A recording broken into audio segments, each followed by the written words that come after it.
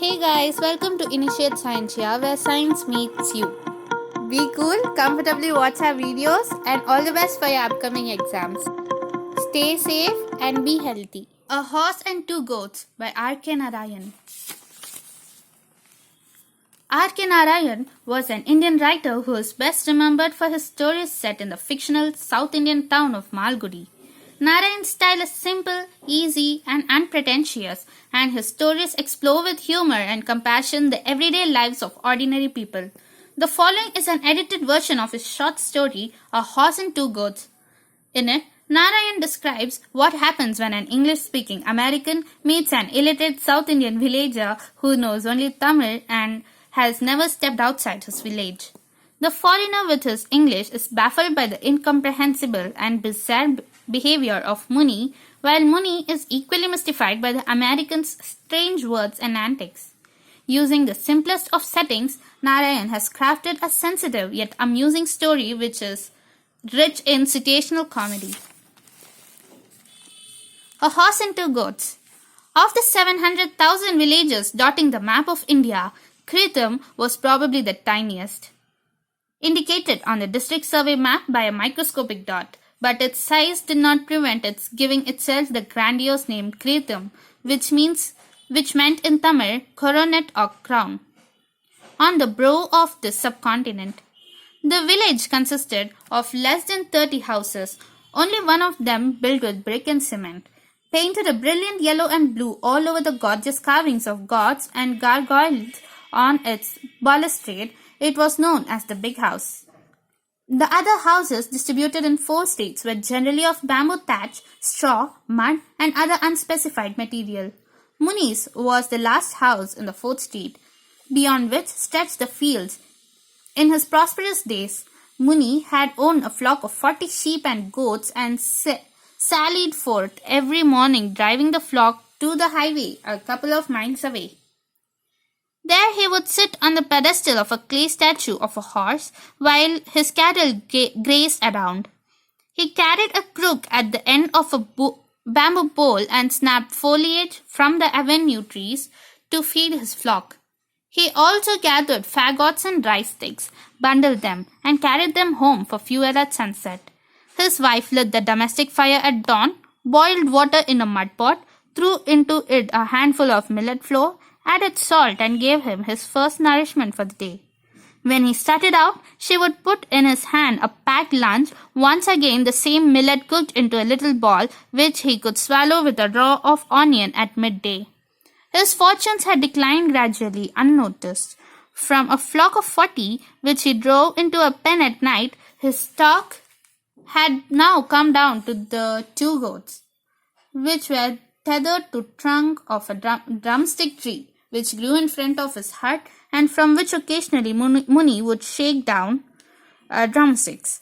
This morning he got 6. He carried them in with a sense of triumph.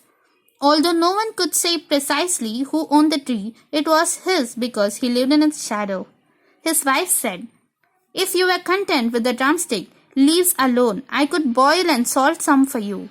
"Oh, I am tired of eating those leaves. I have a craving to chew the drumstick out of a sauce. I tell you. You have only 4 teeth in your jaw, but your cravings is for big things.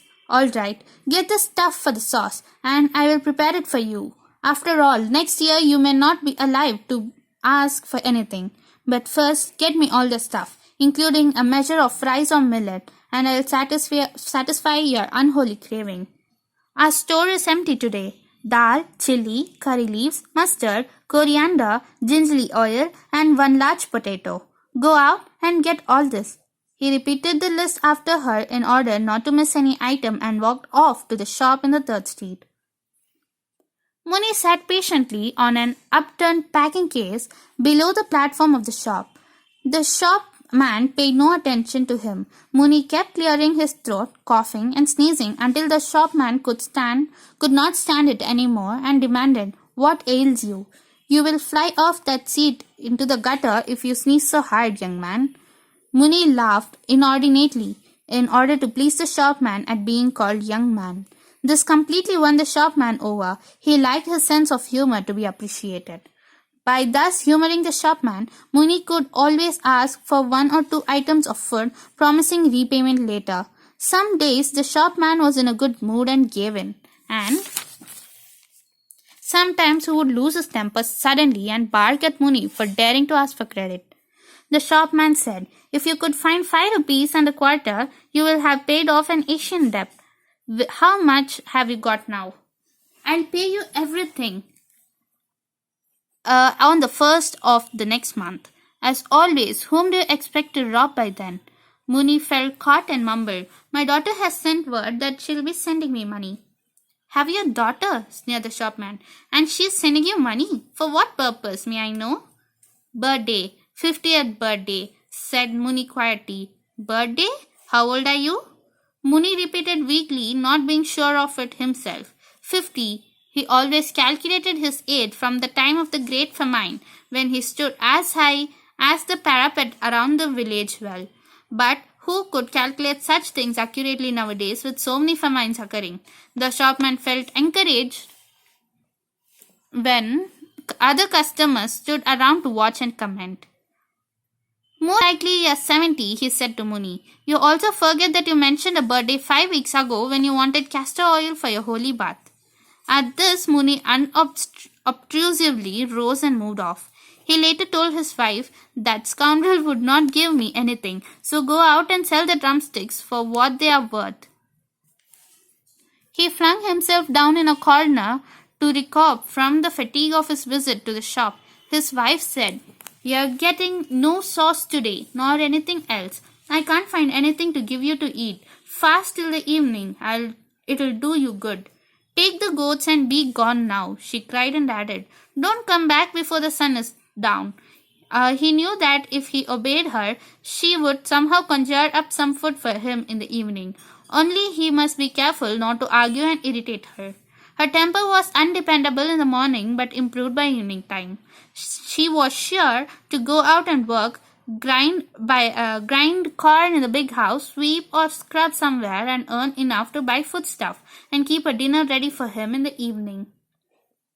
Unleashing the goats from the drumstick tree, Muni started out, driving them ahead and uttering weird cries from time to time in order to urge them on.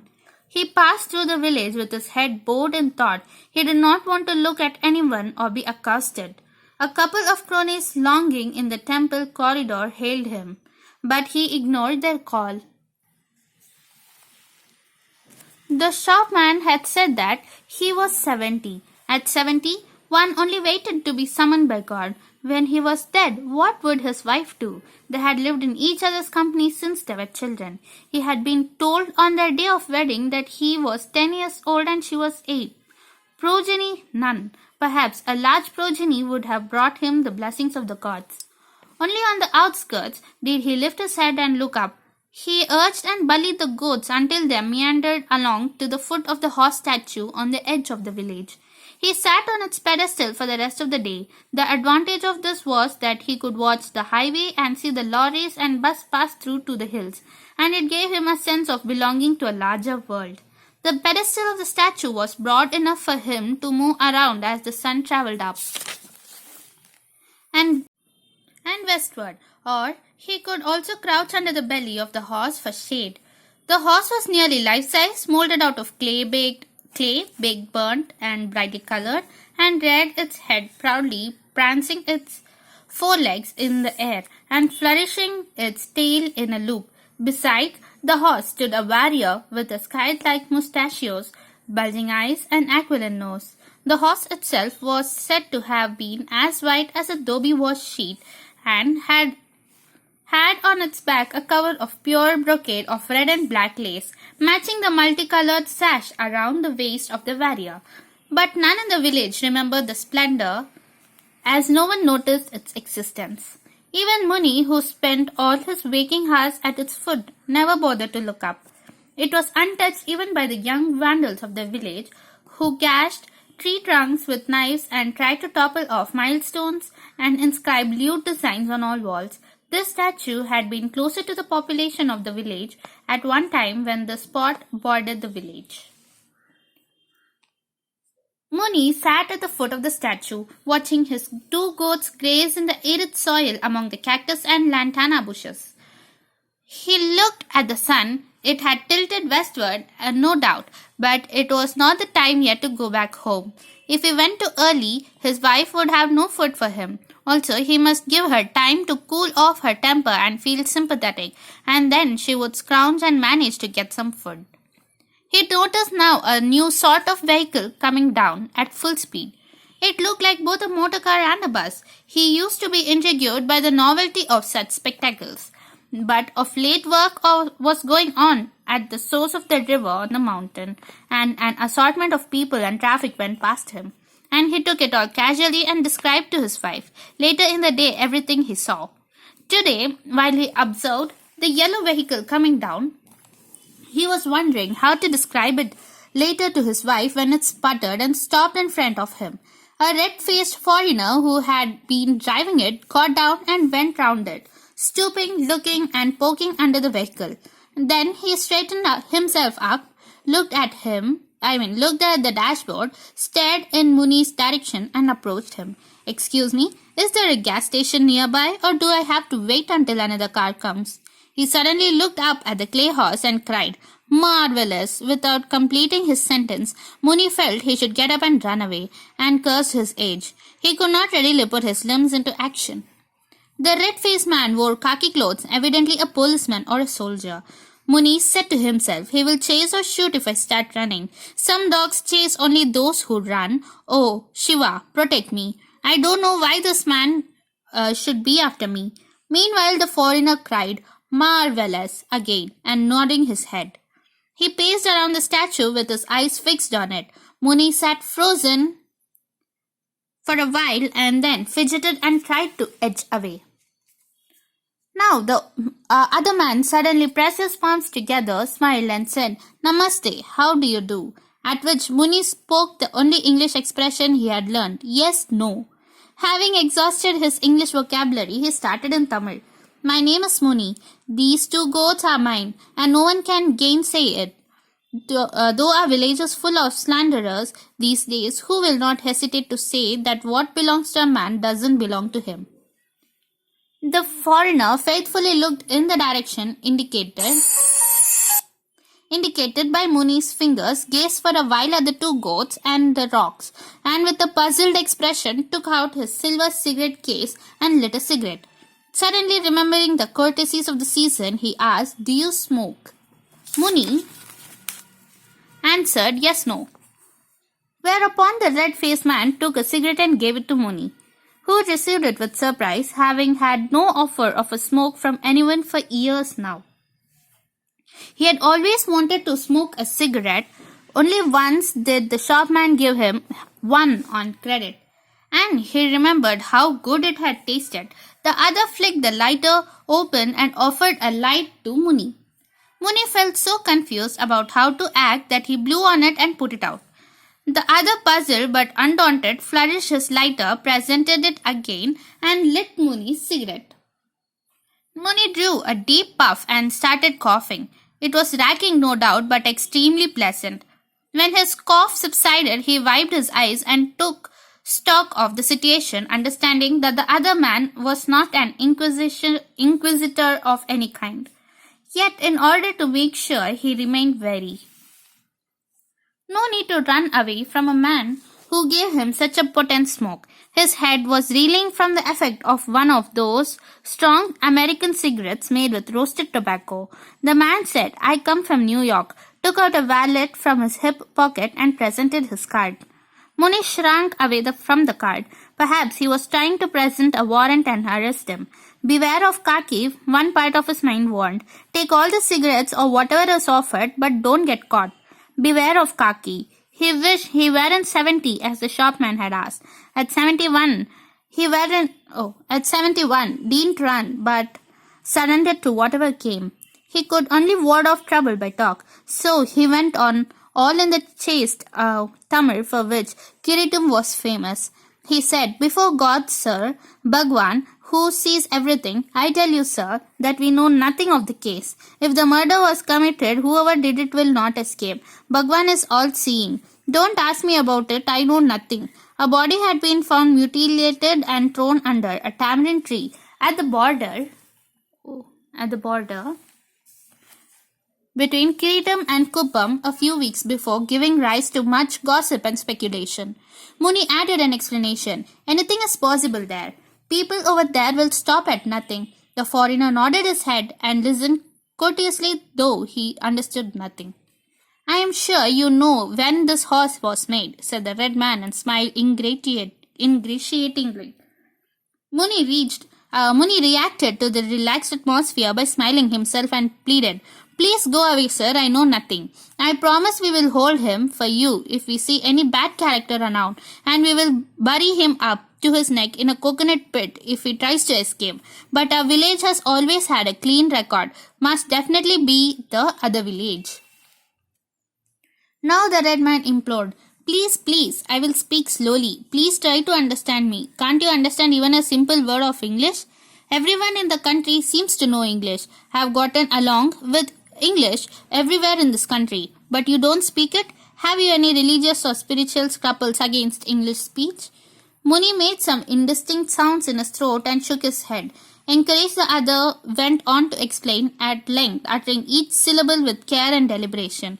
Presently he sidled over and took a seat beside the old man, explaining, You see, last August we probably had the hottest summer in history, and I was working in shirt sleeves in my office on the 40th floor of the Empire State Building. We had a power failure one day, and there I was stuck for 4 hours. No elevator, no air conditioning. All the way in the train I kept thinking, and the minute I reached home in Connecticut, I told my wife Ruth, we will visit India this winter.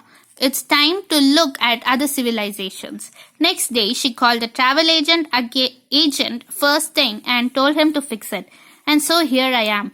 Ruth came with me but is staying back at Srinagar, and I am the one doing the rounds and joining her later.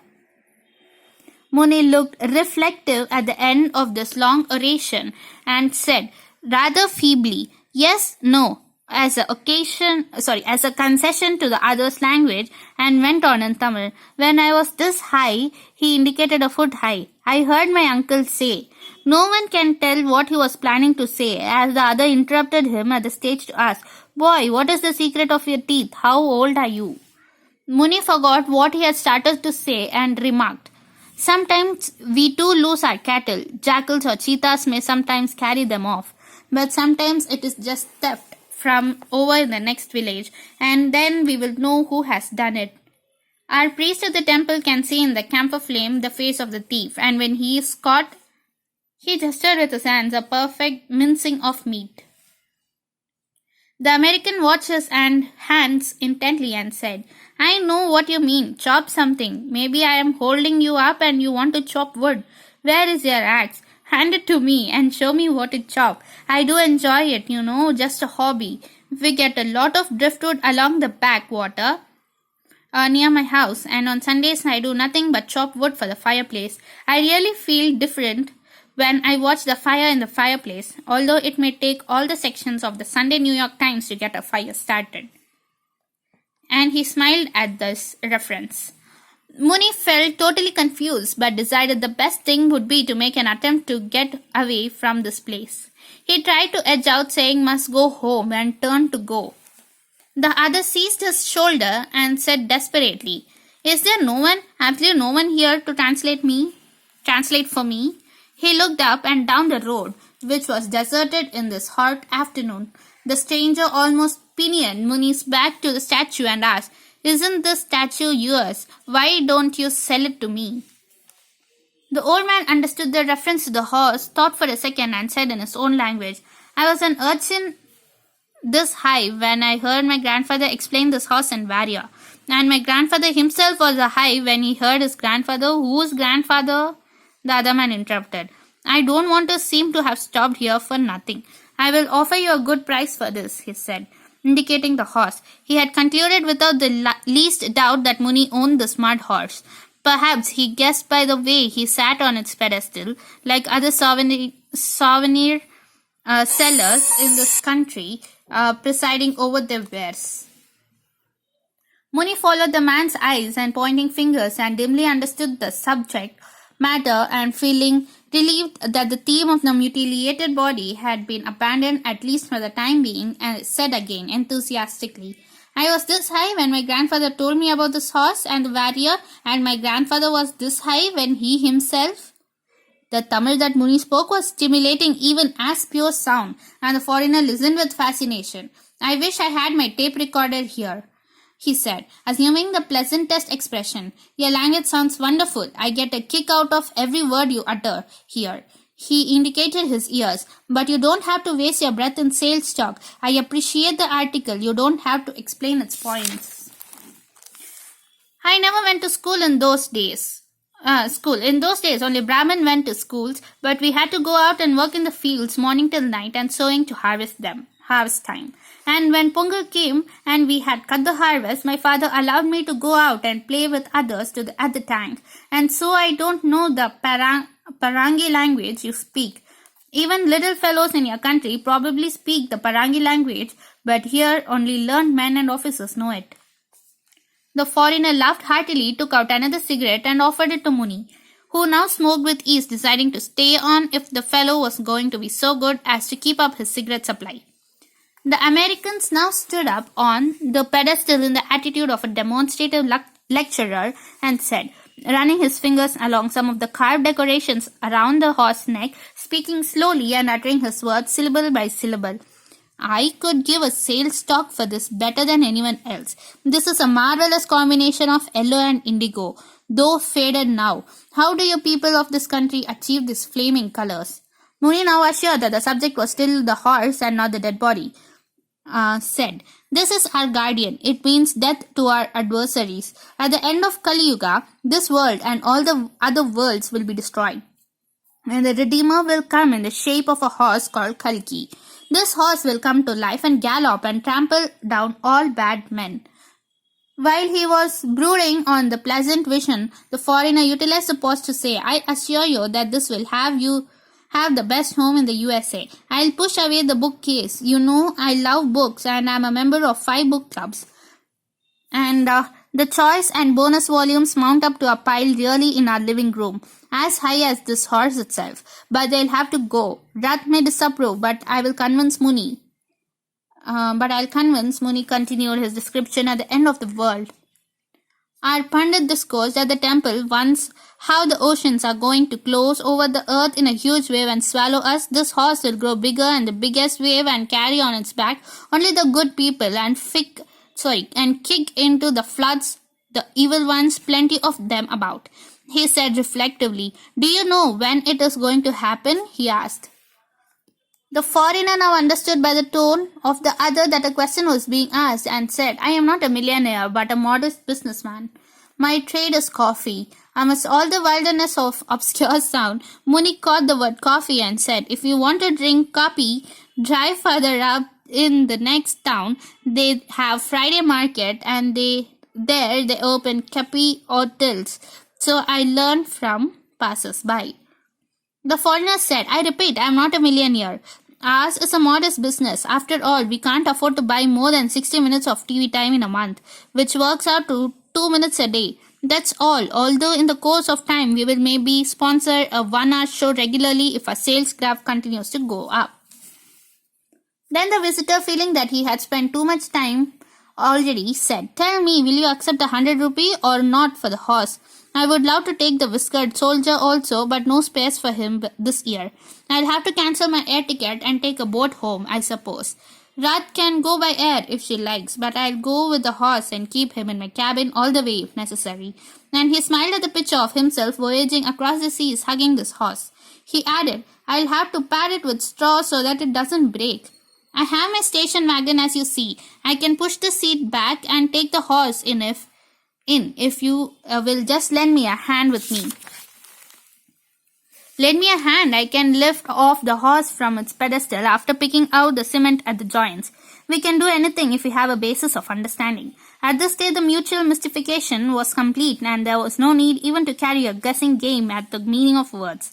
The old man chattered away in a spirit of balancing of the credits and debits of conversational exchange and said in order to be on the credit side, "Oh, Honorable One, I hope God has blessed you with numerous progeny.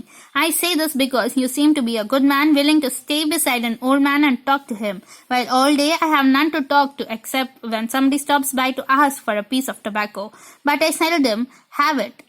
Tobacco is not what it used to be at one time, and have given up chewing. I cannot afford it nowadays." Noting the other's interest in his speech, Muni felt encouraged to ask, "How many children have you?" with appropriate gestures with his hands. Realizing that a question was being asked, the red man replied, "I said 100, which encouraged Muni to go into details. "How many of your children are boys and how many girls? Where are they? Is your daughter married? Is it difficult to find a son-in-law in your country also?" In answer to these questions, the red man dashed his hand into his pocket and brought forth his wallet in order to take immediate advantage of the bearish trend in the market. He flourished a 100-rupee currency note and said, "Well, this is what I mean." The old man now realized that some financial element was entering their talk. He peered closely at the currency note, the like of which he had never seen in his life. He knew the 5 and 10 by the colors, although always in other people's hand, while his own earning at any time was in coppers and nickels. What was this man flourishing the note for? Perhaps asking for change? He laughed to himself at the notion of anyone coming to him for changing a 1,000 or 10,000 rupee note. He said with a grin, "Ask our village headman, who is also a money lender. He can change even 1,00,000 of rupees in gold sovereigns if you prefer it that way. He thinks nobody knows, but dig the floor of his puja room and your head will reel at the sight of the hoard. The man disguises himself in rags just to mislead the public. Talk to the headman yourself, because he goes mad at the sight of me. Someone took away his pumpkins with the creeper, and he, for some reason, thinks it was me and my goats. That's why I never let my goats be seen anywhere near the farms." His eyes traveled to his goats, nosing about, attempting to wrest nutrition from minute greenery peeping out of rock and dry earth. The foreigner followed his look and decided that it would be a sound policy to show an interest in the old man's pets. He went up casually to them and stroked their backs with every show of courteous attention. Now the truth dawned on the old man. His dream of a lifetime was about to be realized. He understood that the red man was actually making an offer for the goats. He had reared them up in the hope of selling them some day, and with the notion of opening a small shop on this very spot. Sitting here watching towards the hills, he had often dreamt how he would put a thatched roof here, spread a gunny sack out on the ground, and display on it fried nuts, colored sweets, and green coconut for the thirsty and famished wayfarers on the highway, which was sometimes very busy.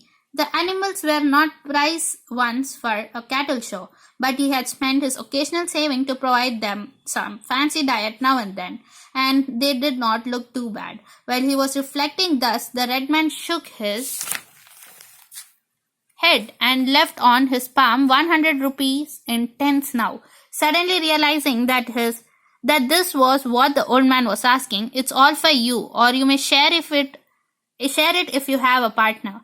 The old man pointed at the station wagon and asked, "Are you carrying them off in that?" "Yes, of course," said the other, understanding transportation part of it. The old man said, "This will be the first ride in a motor car. Carry them off after I get out of sight, otherwise they will never follow you, but only me, even if I am traveling on this path to Yamaloka." He laughed at his own joke, brought his palms together in a salute, turned round and went off, and was soon out of sight beyond a clump of thicket. The red man looked at the goats grazing peacefully, perched on the pedestal of the horse, as the westerly sun touched off the ancient faded colors of the statue with a fresh splendor. He ruminated. He must be gone to fetch some help, I suppose, and settled down to wait.